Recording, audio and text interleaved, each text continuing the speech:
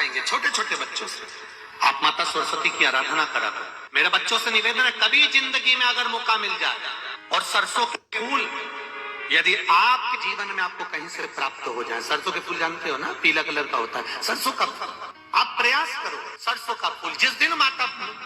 जिस दिन माता सरस्वती का, मेरी बागेश्वरी का जिस दिन प्रागट्य उत्सव हो बसंत पंचमी का, उस समय पर माता सरस्वती का स्मरण कर कर वो सरसों का फूल आप देव अधिदेव महादेव को चढ़ाइए। जैसे माता सरस्वती को ज्ञान दिया था, वैसा मेरा महादेव आपको भी ज्ञान दे। वो सरसों का फूल आप देव अधिदेव महादेव को समर्पित। कई जगह पर आम के जो झूमर होते हैं वो, कई जगह पर सरसों का पुष्प। सरसों का फूल वैसे शिव महापुराण के अनुसार अगर अपन देखें तो बड़े रोग में भी कारगर होता है। कैंसर जैसा रोग हो जाता है या किडनी लीवर जिसका डैमेज हो जाता है, इसके लिए हमने पहले भी कथाओं में वर्णन किया है। बसंत पंचमी का दिन, महाराज सरस्वती का दिन, जिस दिन जो बच्चा पढ़ने में कमजोर होता है उसके हाथ से बसंत पंचमी के दिन सरसों के 31 फूल शंकर जी को चढ़ा दिए जाते हैं तो बच्चा पढ़ने में अव्वल निकल जाता है। उसके बच्चे को कभी नहीं कह सकते कि पढ़ने बैठ, वो खुद बैठेगा। केवल आज बसंत पंचमी का दिन, एक ही दिन चढ़ता है। और बाकी के सरसों के फूल आपको मालूम है कि रोग मुक्ति के लिए तो होते ही हैं।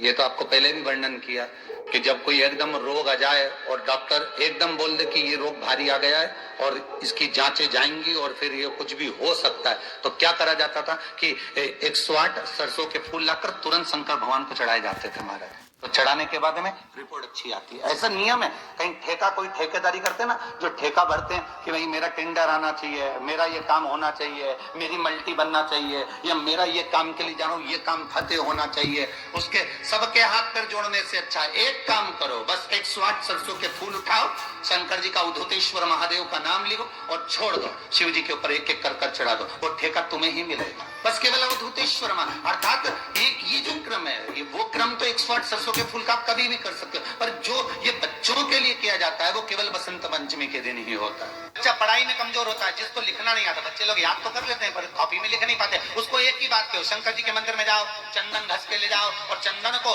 3 उंगली से उस शिवलिंग पर उस बच्चे को ओम बनाना सिखाओ। शिवलिंग पर जो बच्चा ओम बनाना पूरा चालू कर देता है, उस बच्चे को माँ फिर हाथ पकड़ के नहीं पढ़ाती, वो बच्चा अपने आप लिखना चालू कर देता है केवल शिवलिंग पर ओम लिख देने पर। इसका पूजन नटराज, क्योंकि वीणा देवी को, सरस्वती को भी अगर कोई स्वर प्रदान करता है, माता सरस्वती को यदि कोई नृत्य प्रदान कर रहा है, माता सरस्वती को यदि कोई वीणा में स्वर प्रदान कर रहा है, माता वीणा वादनी को अगर कोई वीणा सिखा रहा है, माता सरस्वती को नित्यांगना सिखा रहे हैं, तो वो नटराज भगवान शिव सिखा रहे हैं। शंकर, दुनिया के लोग माता सरस्वती को पकड़ते हैं और सरस्वती शिव नटराज, नाट्य सिखाने वाला ही शंकर सरस्वती को। इसलिए कहते हैं विद्याध्ययन करने वाले बच्चों को शिव का स्मरण करना चाहिए। कर का स्मरण करो, जब जब पढ़ने बैठो मन नहीं लगे। कई बच्चों की आदत रहती, किताब लेकर बैठ जाते हैं, लाइन पर इंगली भी रखेंगे, सब ध्यान करेंगे, पर याद भी तो होना चाहिए। याद कैसे हो? तो महाराज जितनी बार विद्याध्ययन करने बैठे बच्चे, उतनी बार ओम सरस्वती का स्मरण करें। किसका स्मरण करना है? ओम सरस्वती। ओम का संलेखन लंबा लेवे, आखिरी में सरस्वती पर विराम करते हैं। ओम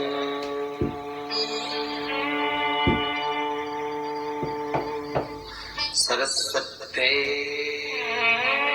नमः।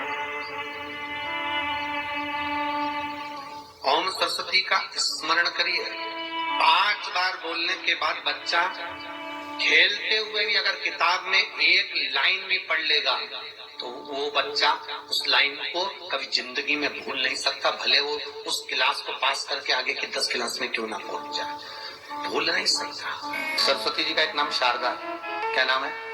जम के बोलिए जरा। शारदा। ये शारदा नाम कहाँ से पड़ गया? सरस्वती माता को शारदा नाम किसने दिया था? भाई नामकरण होता है तो हमारे यहाँ तो आज भी नियम है हमारा, ये बुआ कोई नाम बताती